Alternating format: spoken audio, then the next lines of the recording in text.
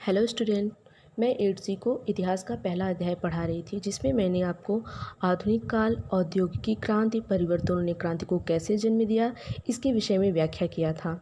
आज मैं आपको पढ़ाऊंगी भारत में आधुनिक काल कैसे आरंभ हुआ, आधुनिक काल का अध्ययन कैसे करें और माध्यमिक स्रोत क्या है। सबसे पहले हम आपको बताते हैं भारत में आधुनिक काल कैसे आरंभ हुआ। औरंगजेब के उत्तराधिकारी विशाल मुगल साम्राज्य की एकता और अखंडता बनाए रखने के लिए बहुत कमज़ोर थे। औरंगजेब की मृत्यु के बाद भारतीय उपमहाद्वीप के उन प्रदेशों में राजनीतिक अस्थिरता बढ़ी जो मुगल शासन के अधीन थी। इससे भारत के राजनीतिक परिदृश्य में कई बदलाव हुए, जैसे अवध, बंगाल और हैदराबाद सहित प्रांतीय राज्यों ने अपनी स्वतंत्रता की घोषणा की। इन्हें उत्तराधिकार राज्यों के रूप में जाना जाता था क्योंकि वे मुगल साम्राज्य के उत्तराधिकारी थे। राजपूत शासकों में से कुछ शक्तिशाली हो गए, जैसे मारवाड़ राज्य के शासक सवाई राजा जयसिंह ने महान नगर जयपुर का निर्माण किया।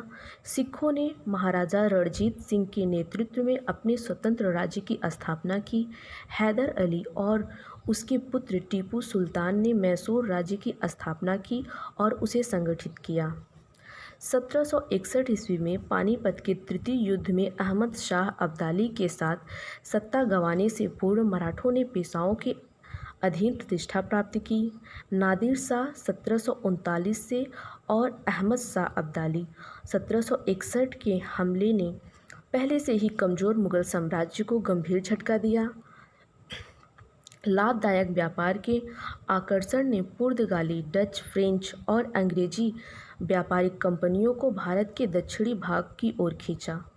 इस व्यापार पर एकमात्र नियंत्रण के लिए ब्रिटिश और फ्रेंच के बीच तीव्र प्रतिद्वंदिता के परिणाम स्वरूप 1744 से 1763 के मध्य 3 कर्नाटक युद्ध हुए।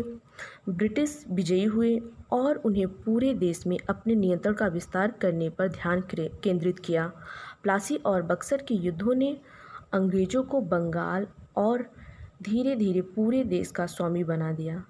ईस्ट इंडिया कंपनी ने स्वयं को एक व्यापारिक कंपनी से एक प्रभुत्वशाली राजनीतिक शक्ति में बदल लिया।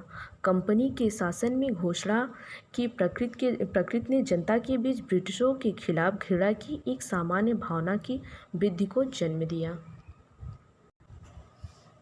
आधुनिक काल का अध्ययन कैसे करें, आइए बच्चों इसके विषय में आपको बताते हैं। प्राथमिक स्रोत, इसमें पुरातात्विक स्रोत, मूल दस्तावेज, फोटो, समाचार पत्र, पत्रिकाएं, पैम्पलेट्स और वीडियो टेप सम्मिलित हैं।